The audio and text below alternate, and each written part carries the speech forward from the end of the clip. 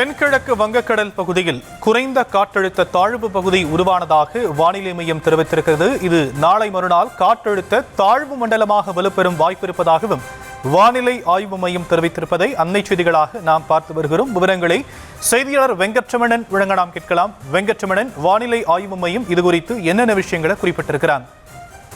வணக்கம் ஷம். தென்கிழக்கு வங்கக்கடல் பகுதியில தற்பொழுது காற்றழுத்த தாழ்வு பகுதி உருவாக்கி இருப்பதாக இந்திய வானிலை ஆய்வு மையம் அதிகாரப்பூர்வமாக தெரிவித்திருக்கிறது. குறிப்பாக அடுத்த 24 மணி நேரத்தில் உருவாகும் என எதிர்பார்க்கப்பட்ட நிலையில தற்பொழுது இன்றைய தினம் ஏற்கனவே அவர்கள் அறிவித்தபடி இன்றைய தினம் தென்கிழக்கு வங்கக்கடல் பகுதியில தற்பொழுது ஒரு குறைந்த காற்றழுத்த தாழ்வு பகுதி உருவாகி இருக்கிறது. இது 24ஆம் தேதி நாளை மறுநாள் காற்றழுத்த தாழ்வு மண்டலமாக வலுப்பெற்று அதற்கு அடுத்த 48 மணி நேரத்தில் மேற்கு வடமேற்கு நோக்கி நகர்ந்து மேலும் தீவிரமடையும் என தற்பொழுது இந்திய வானிலை ஆய்வு மையம் தெரிவித்திருக்கிறது.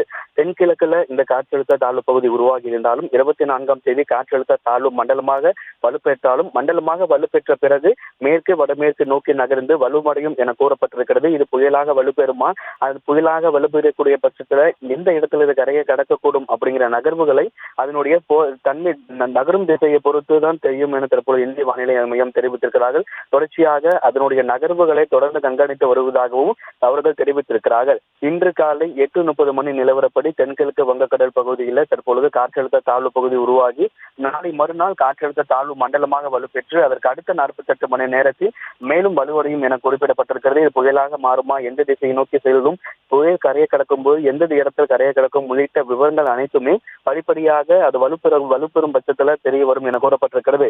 இந்த காற்றழுத்த தாழ்வு பகுதியாக காரணமாக தமிழகத்துல எந்தெந்த மாவட்டங்களில் மழைக்கு வாய்ப்பு இருப்பதாக, குறிப்பாக வட தமிழகம் மற்றும் இருக்கக்கூடிய மாவட்டங்கள், டெல்டா மாவட்டங்கள், மேற்கு தொடர்ச்சி மலையை ஒட்டி இருக்கக்கூடிய மாவட்டங்கள்ல மழைப்பொழிவு இருக்கும் என எதிர்பார்க்கப்படுகிறது. காற்றழுத்த தாழ்வு மண்டலமாக வலுப்பெறக்கூடிய 24ஆம் தேதி சென்னை, காஞ்சிபுரம், திருவள்ளூர், செங்கல்பட்டு உள்ளிட்ட வட கடலோர மாவட்டங்கள்ல மழைப்பொழிவு அதிகமாக இருக்கும் என கூற எதிர்பார்க்கப்படுகிறது.